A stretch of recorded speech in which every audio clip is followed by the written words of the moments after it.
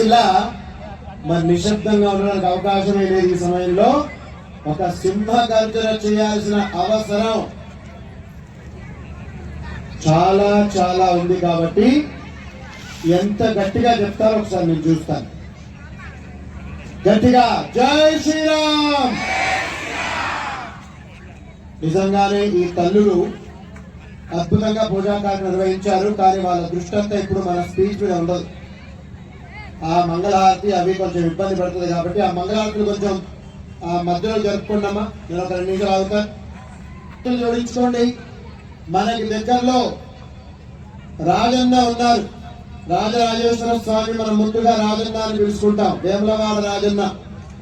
వారి శ్లోకం ఒకటి చెప్పేద్దాం. అందరూ చేతులు జోడించుకోండి. ఎవరికైనా కాళ్ళకి పాదరక్షలు ఉంటే దయచేసి వదిలేసుకోండి. అది కూడా చెప్పాల్సి వస్తే ఇబ్బందిగా ఉంటుంది. పాదరక్షలు వదిలేసి చేతులు జోడించుకోండి.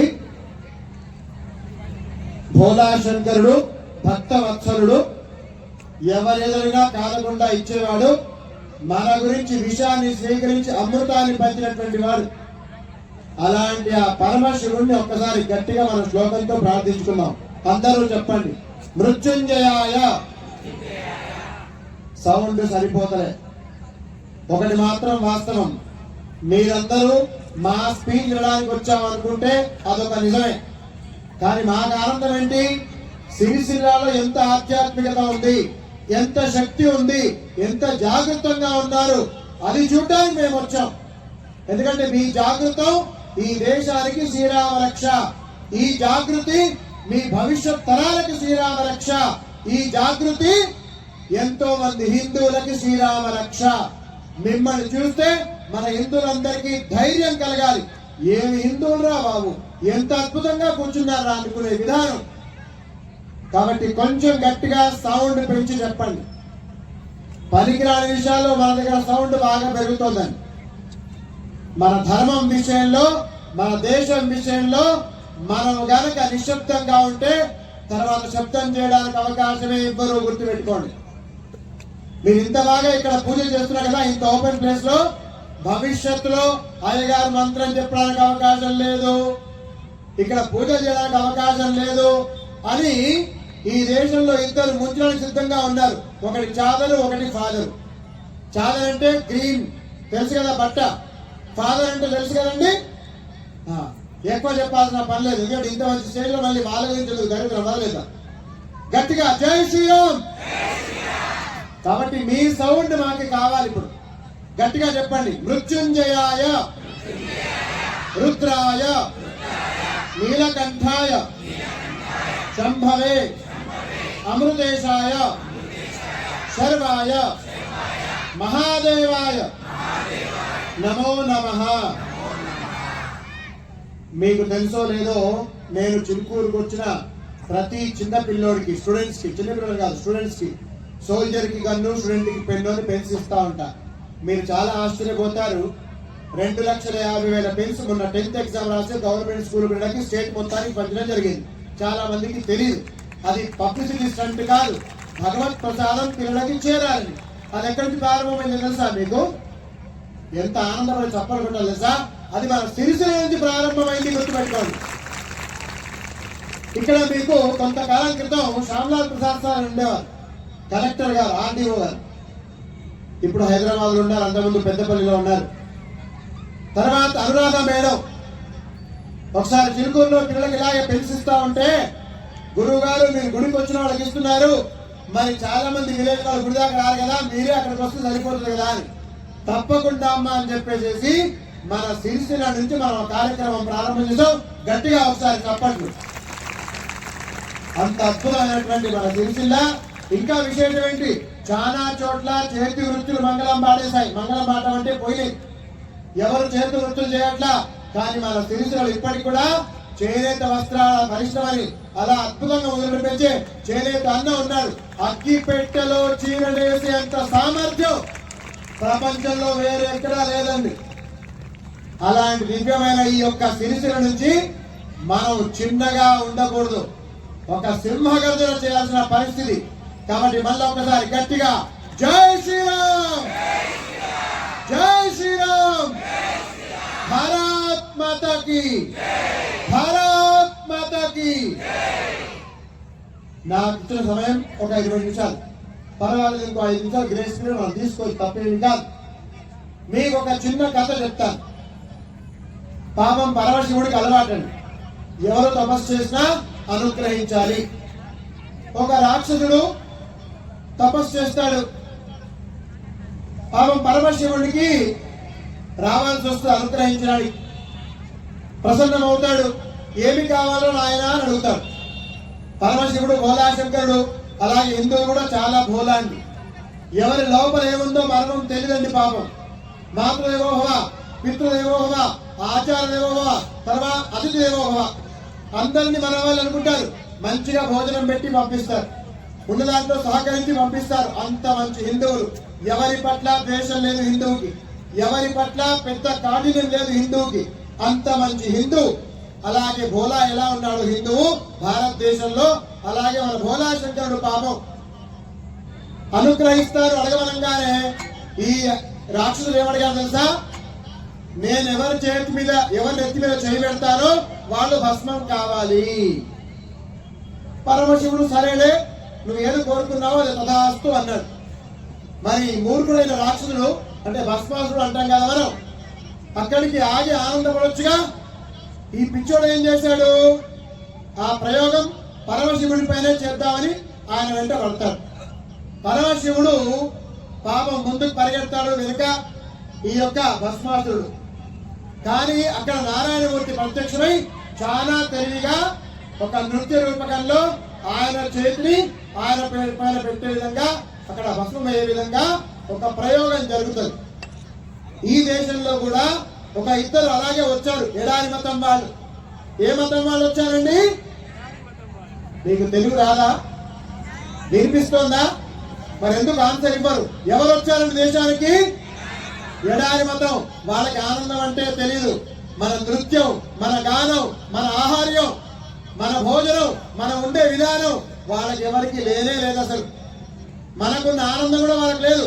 కాబట్టి మన ఆనందం చూస్తే వాళ్ళకి ఎక్కలేని ఈర్ష, ద్వేషం, అసూయ. ఎలాగైనా సరే ఆడపిల్లల్ని లవ్ జిహాద్ చేయాలి, లేదా వీళ్ళ ఆస్తుల్ని కబ్జా చేయాలి, ల్యాండ్ జిహాద్ చేయాలి, లేదా ఈ దేశాన్ని కూడా మొత్తంగా ముక్కలు చేసేయాలి. ఇదే దరిద్రపు ఆలోచన, వాళ్ళ తపన. భస్మాసుర హస్తం అంటాం కదండి, అలాంటి రాక్షస ప్రవృత్తి, అలాంటి ప్రవృత్తి గల వాళ్ళు ఈ దేశంలో అనేక వికృతులు చేస్తా ఉన్నారు. మరి పరమశివుడు ఎలాగైతే భోలాగా ఉండి వాళ్ళకి వరం ఇచ్చాడో, మనం అలాగే ఇప్పుడు చూస్తూ ఊరుకుంటున్నామండి. ఎవడు ఏం చేసినా సరే మనకేం పట్టదు, మనం బాగున్నాం కదా అనుకుంటున్నాం. చాలా తప్పు జరుగుతుంది, గుర్తుపెట్టుకోండి. ఈ యొక్క వేదిక ఉంది కదా, హిందూ ఏమంటారు ఈ వేదికని? నీకు కనబడుతోంది ఏంటది?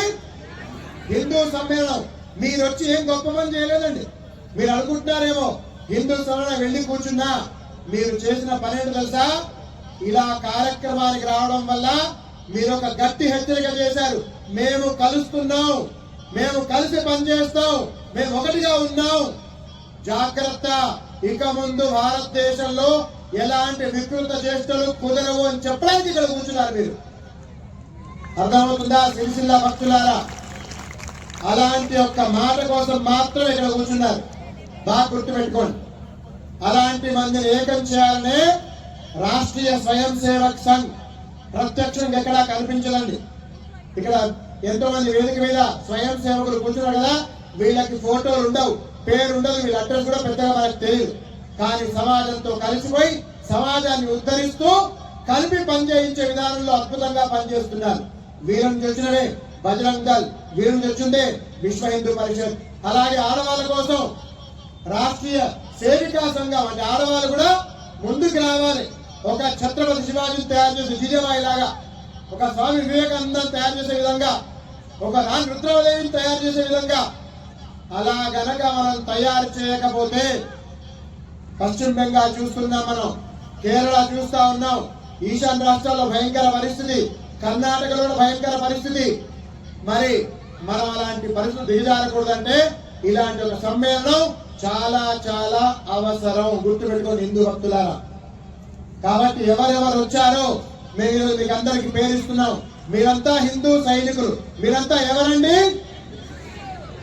మీకు ఆనందపడట్లేదు కదా ఈ యొక్క వాక్యం చెప్తే? మీరంతా ఎవరండి? హిందూ సైనికులం, హిందూ రక్ష సైనికులం. భారతదేశంలో అక్కడ పోట్లాడతారు మిలిటరీ వాళ్ళు, కానీ భారతదేశం లోపల కూడా అనేక సమస్యలు మనకు ఉన్నాయి. దాని యొక్క నివారణ కోసమే ఈ హిందూ సమ్మేళనం. ఇక్కడికి వచ్చిన ప్రతి ఒక్క హిందూ కూడా మేము శుభ ఆశీర్వాదాలు తెలియజేయడం జరుగుతోంది. కానీ ఒకటి మాత్రం నిజం, ఇక్కడ వచ్చిన ఎవరి చేతిలో కర్ర ఉందా అండి? నీట్గా వచ్చి కూర్చున్నాం, ఒక్కళ్ళ చేతిలో ఆయుధం లేదు.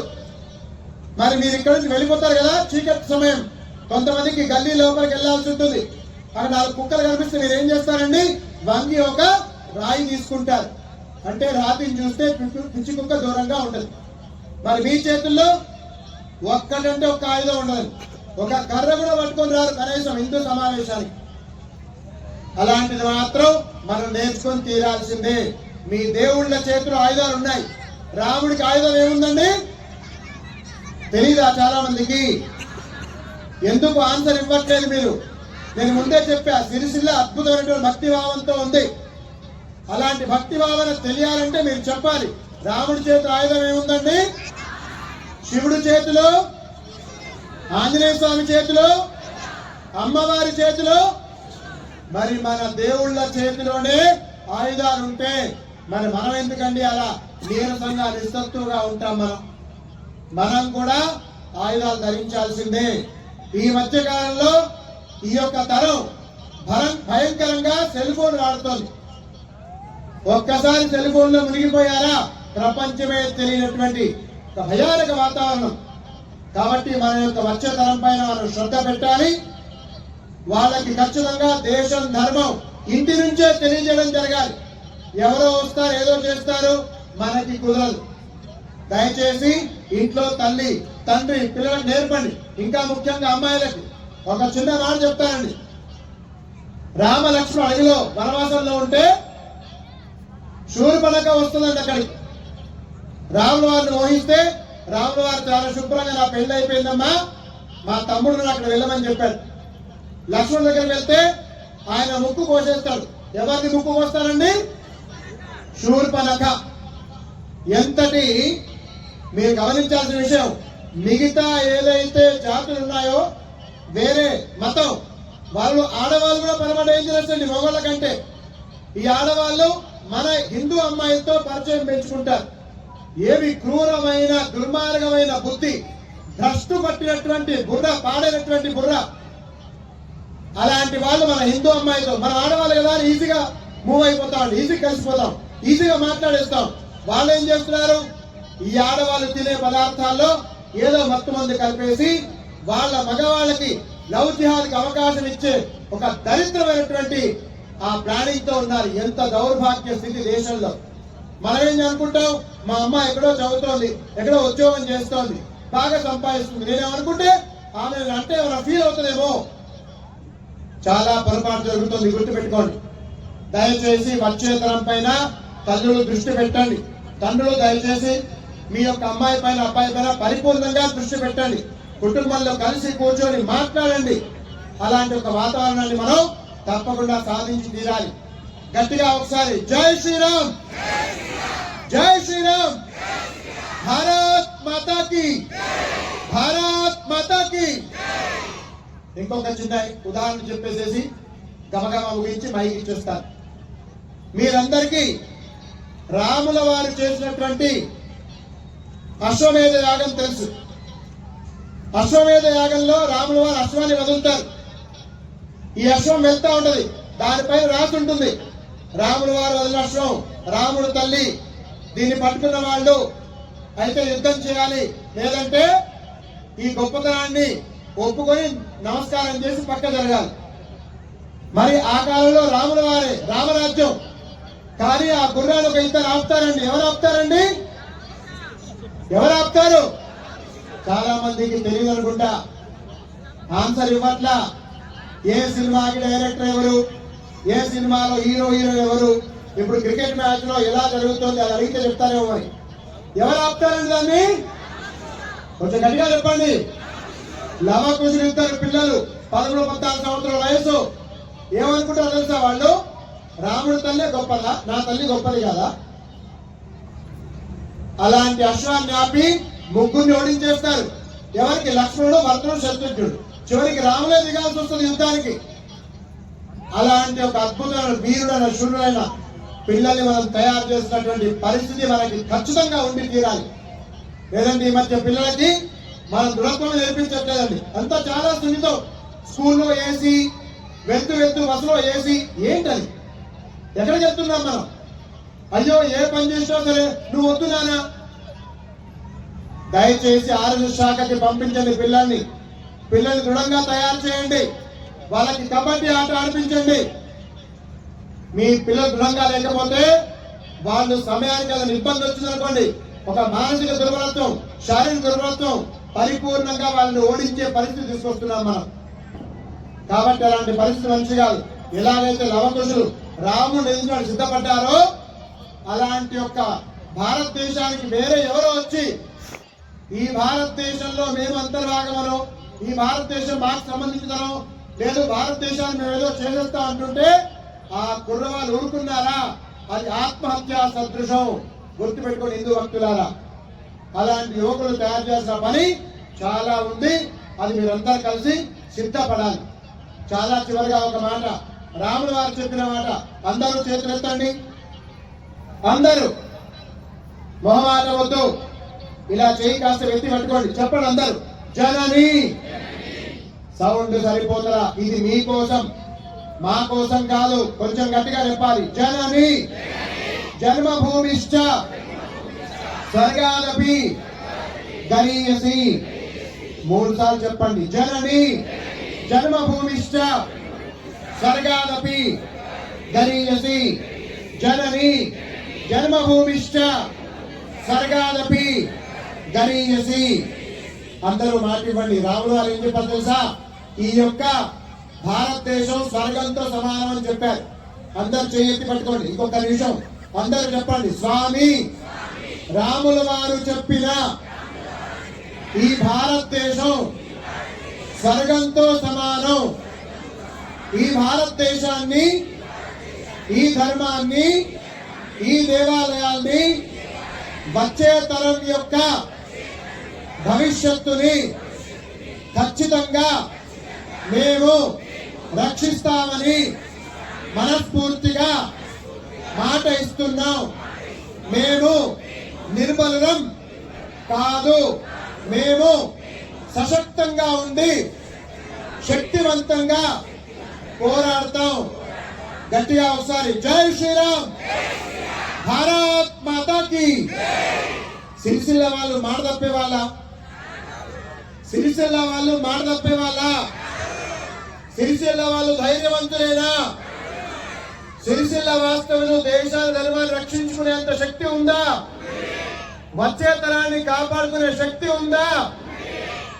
అలాంటి శక్తి ఖచ్చితంగా మీకు అందరికీ భగవంతుడు ప్రసాదించాలని మనస్ఫూర్తిగా కోరుతూ, ఎవరి వ్యాపారం వాళ్ళకి నడుస్తుండొచ్చు, ఎవరి ఉద్యోగం వాళ్ళకి నడుస్తుండొచ్చు, కానీ మనందరం కలిస్తే గడప లోపల కులం, గడప దాటితే ప్రియ బంధువులం, గడప దాటితే ప్రియ బంధువులం. గుర్తుపెట్టుకోండి.